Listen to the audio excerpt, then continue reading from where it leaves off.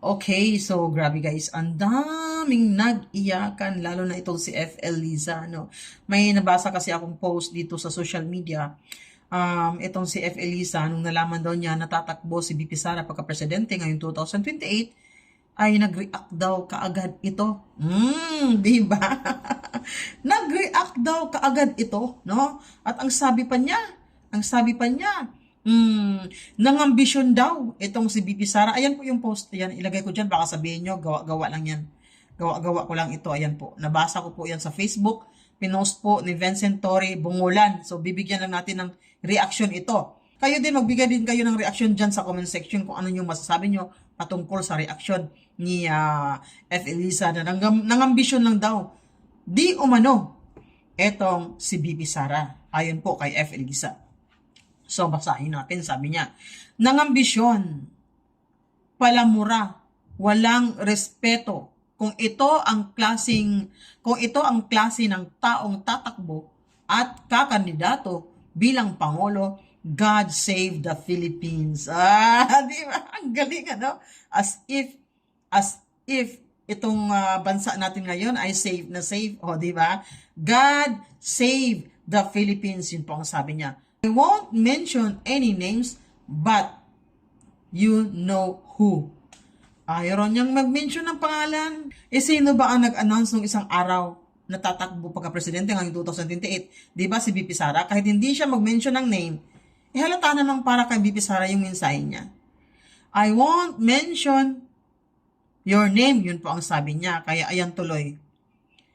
Nasa pool katuloy ng mga commenters. Sabi nung nag-comment, sabi niya, Beverly Hills Soul is watching. I won't mention who, but you know who. Di ba? Suka ka, tuwan ante. Di ba? Kita niyo po guys, ang dami ng likes. 51,000 likes, reacts, 15,600 comments, and 1,500 shares. Puro yan mga bash, batikos. Dahil nga po doon sa mensahe niyang hindi maganda. Hindi na siya mag-mention kung sino yung pinatatamaan niya o sino ba yung nag-announce, di ba si BP Sara? Di ba?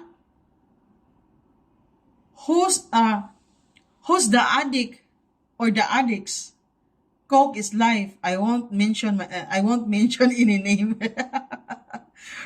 Who are you, by the way? Ang dami nag-comment, Liza yata. Tubig kasi. Do it for me, honey. I won't mention who you are.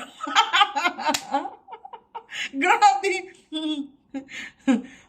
I won't mention names, but who knows who was with Mr. Tubig? Natatawa ako sa mga commenters, guys, By the way, okay. Ngayong 2028, sino yung bet nyo, guys? Sino yung gusto nyo makatandem ni BP Sara? Di ba? Ayan yung palaisipan ngayon. May nagsasabi na si Robin Padilla naman, yung manok niya, si Amy Marcos, pero marami namang ayaw kay Amy Marcos. Lalo na, itong si Maharlika, ayaw niya kay Amy Marcos na makatandem kay BP Sara ngayong 2028. Siyempre, na-trauma na. Di ba nakaka-trauma, guys? Alam naman po niya na addict yung kanyang kapatid. Bakit pa niya pinayagan na maging presidente ito? Bakit pa niya pinilit si BP Sara na makipag-tandem doon kay BBM, di ba? Parang tagilid itong si Amy Marcos kung siya ang magiging katandem ni BP Sara, di ba? At saka, Harry Roque, gusto niya si Amy Marcos bilang isang friend lang, pero katandem, no. Hindi pwede. Bawal. Kasi never Marcos again. Hindi tulad ng mga dilawan, di ba? Never again. Pero ngayon, kain suka. Never again to kain suka, di ba? Nasaan ngayon si BBM? Di ba? Si BBM nga. May pupuntahan niya, nakipag-emergency meeting kaagad. Nakipag-emergency meeting kaagad kay Leni Robredo. Ano kaya ang balak niya? Siguro si Leni yung magiging manok niya para kalabanin itong si BP Sara. Di ba? Kain suka. Oh. So ito po yung video ni Maharlika. Panoorin po natin. Napaganda po ng kanyang opinion at reaction patungkol rito. Okay? Panoorin po natin.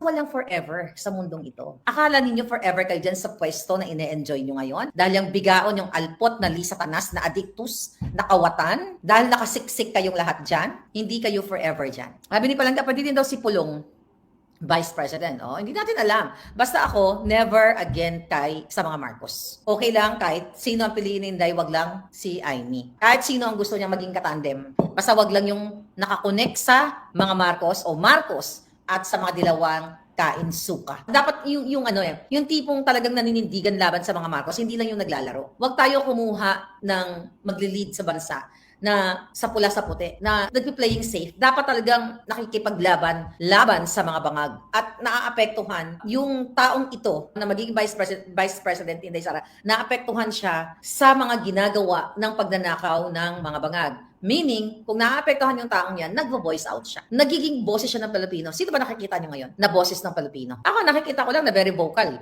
laban sa mga bangag. At least, si Senator Marcoleta. Kailangan yung hindi naglalaro sa nagmamangka sa dalawang ilog ba tawag doon? Hindi po pwedeng, yung Vice President ni Inday Sara, dapat katulad niyang paniniwala na demonyo, magnanakaw ang mga Marcos. Kasi kung yung Vice President niya, na parang pag nagsasalita, playing safe, o nagsasalita pa na kahit mga ilang porsyento na pabor sa ginagawa ng mga Marcos, bullshit yan. Kung ako lang, may opinion siguro, kung ako pipili ng Vice President, yun talagang zero praising sa mga bangag. Meron na ako niya na nagpapanggap, ay not really nagpapanggap na Duterte supporter sila. Pero on the other hand, meron silang mga sinasabi na good points kay bangag. Anong good points ni bangag? Anong good points niya? Puro pagnanakaw. Siya yung mastermind. Yeah, I think for now, si Congressman Marcoleta lang talaga ang nakikita ko ngayon na laban sa gobyernong magnanakaw. So, yan ang titignan natin. Kasi nakakalungkot na talaga yung buhay sa Pilipinas eh. Nakakalungkot para sa inyo. Dahil na magkaroon tayo ng presidente na may pagmamahal sa bayan, hindi yung puro party na lang. Alam nyo, siguradong panalo si Inday. Kasi for sure, yung mga bumoto sa mga pinklawan noon, na pag nilay-nilayan nyo naman. Kayong mga pinklawan,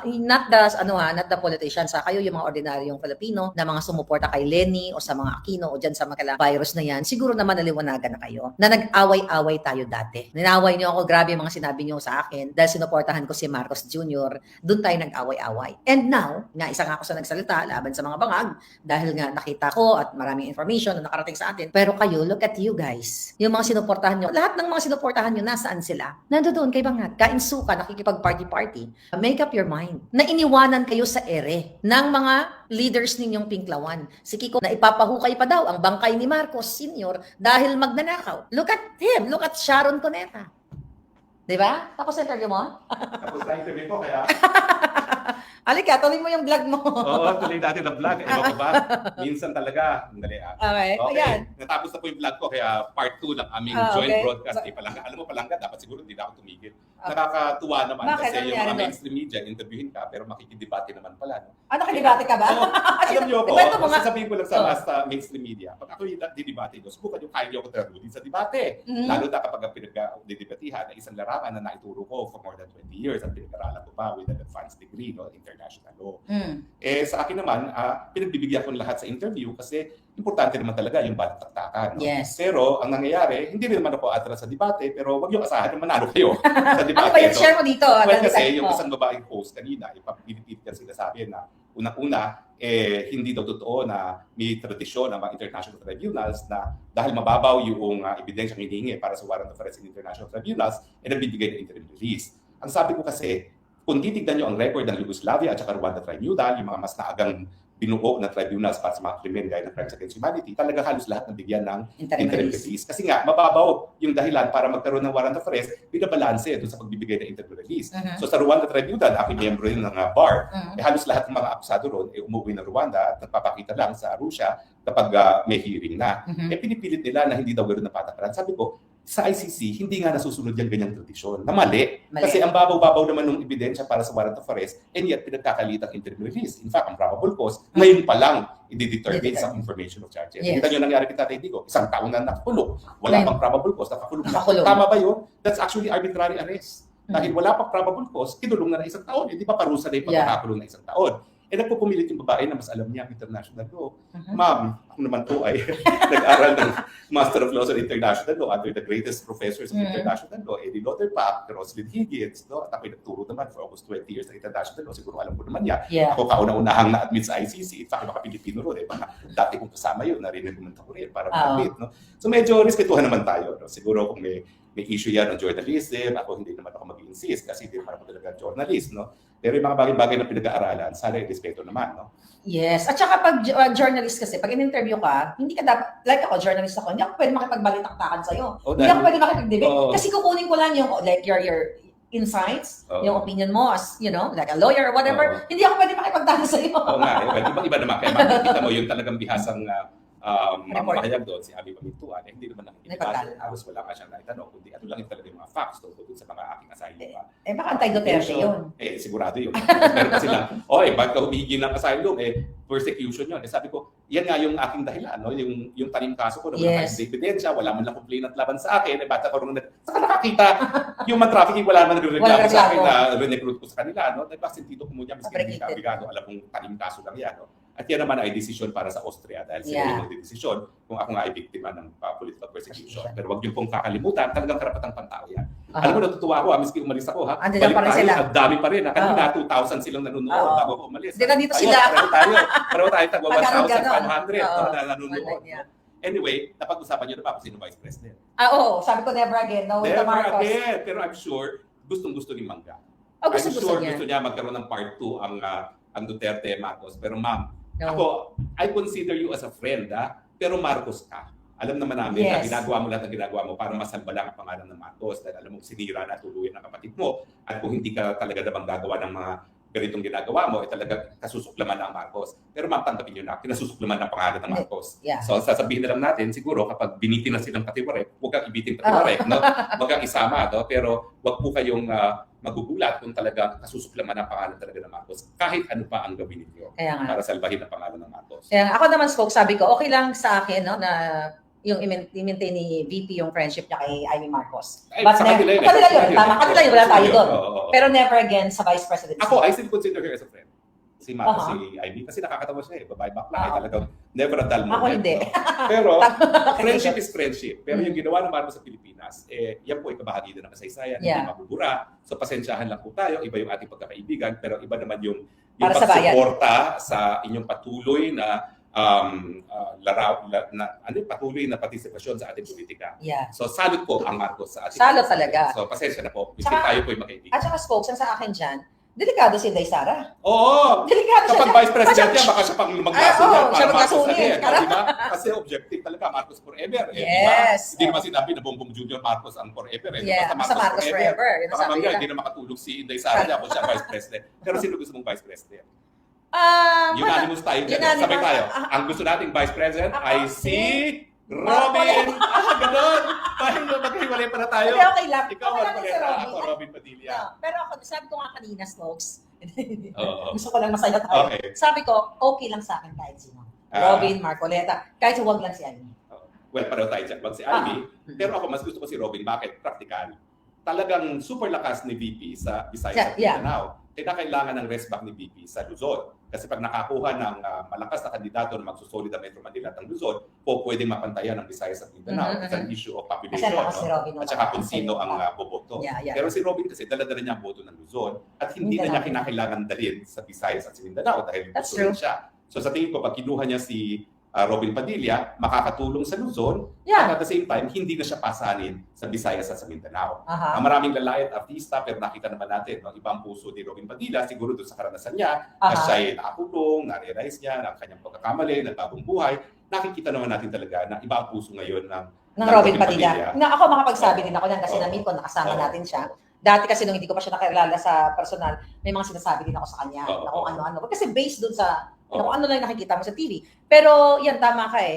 May pusong Pilipino kasi si Robin. Oo. So, kung siya man na maging choice ni Inday Sara, hindi ako mag-oppose. So, support ako. Ako, mas sino? gusto ko rin siya na talaga. Oo. Okay? So, Simpatiko. At saka, syempre, siya yung aking idolo, kaya ako nagpapapayat. Kasi pag ako kakandidato ulit, gaya niya, maghuhubad din ako. At kakanta ng, ano ba yun? Paano tayo You papayat? are wonderful tonight. Ano tayo papayat? Kain tayo ng longganisa. Kanina kumain tayo ng longganisa. Thank you very much, Ate Nida. Nita's Tocino, and thank you. longganisa, #1 sa buong Europe. Thank you very much. Mhm. At nasa bilbil na po namin ni Maharlika, yung Tocino. Nasa bilbil na. Ang kinain natin ngayon, di longganisa, Cebu chorizo. Cebu Yung chorizo. niya Oo. doon sa longganisa. Maraming Oo. salamat, Ate Nida. Ha? Nagsibo chorizo kami, yes. Hindi po siya uminom ng alak, tubig, Tubig po po yan. ito, ha?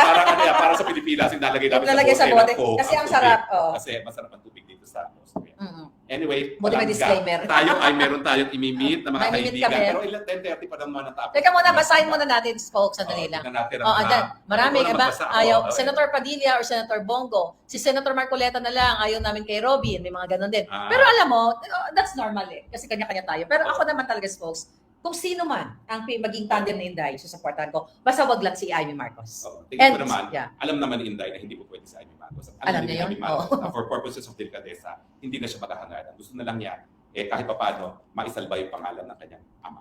Mhm, correct. At saka tandaan mo, folks, di ba? Ililigtas ni Amy Marcos ang kanyang kapatid. Para may balita ka kanagay sa akin about it. Aba, meron nga. Meron balita. Ating Para may confidential chichili ka source. pa. Confidential source namin na Okay. mukhang gusto makipag-ayos ni Marcos Jr. kay Bibi Sara. No? Well, siyempre, kilala ko na yan si Bibi Sara. Hindi rin. Tapos na.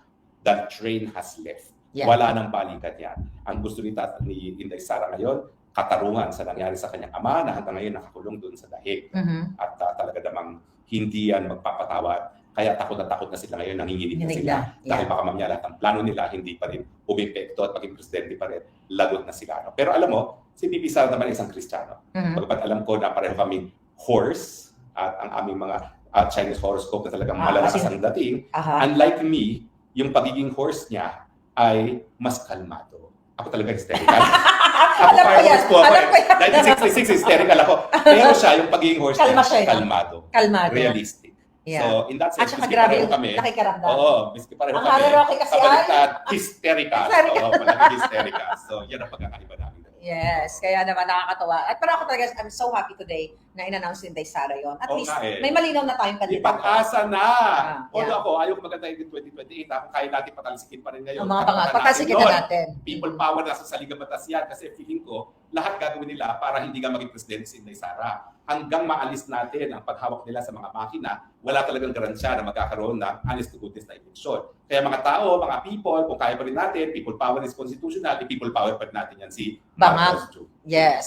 Yeah, tapos may mga nagsasabi folks na